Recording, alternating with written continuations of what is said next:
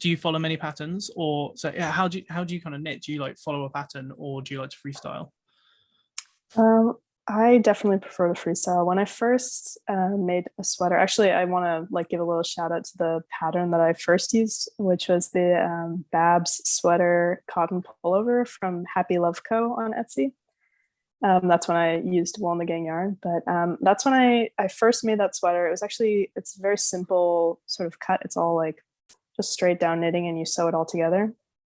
And then when I realized how easy it was, I designed my first sweater, which is my autumn tea sweater pattern, which I have free on Ravelry and Rebler.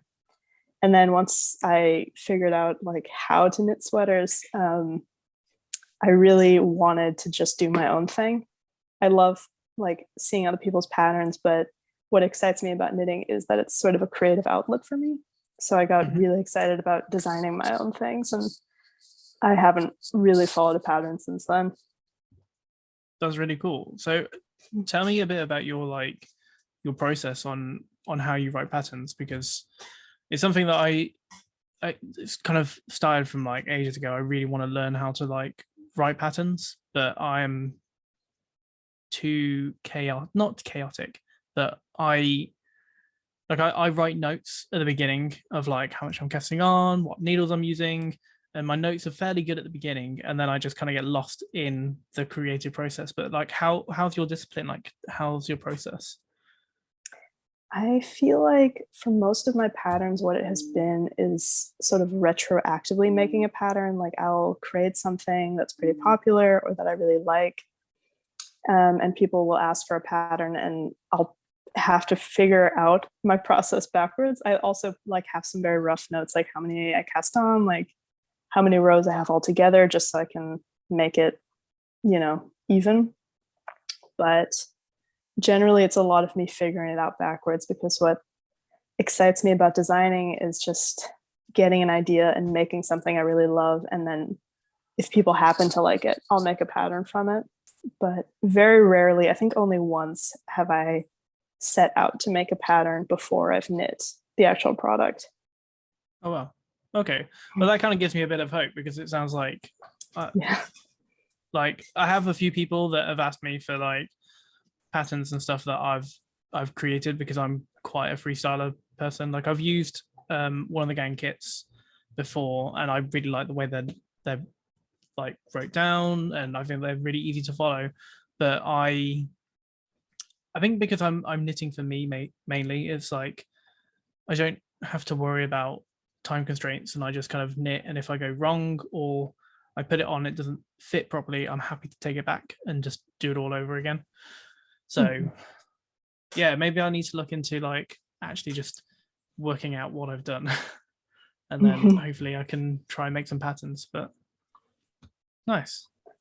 Yeah, I think my process is definitely not the neatest or particularly straightforward. So I think you don't need to be super organized to make patterns that people like.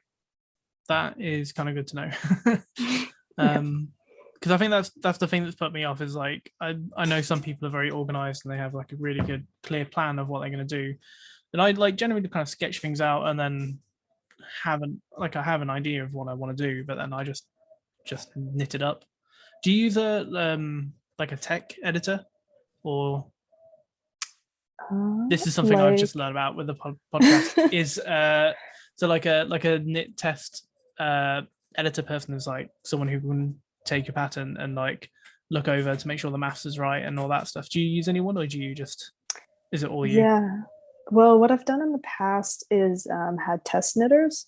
So Mhm. that's, I think, sort of the same idea, but it's a couple people Yeah, where I'll have like a little Google form on my Instagram or something, and people will sign up. And that way, that I think solves a lot of the issues with different sizing and stuff. You'll have people of different sizes all making their own hmm, um, product from your pattern. And then from that process, you can double check that, yeah, your math checks out and that your measurements check out and all that. yeah.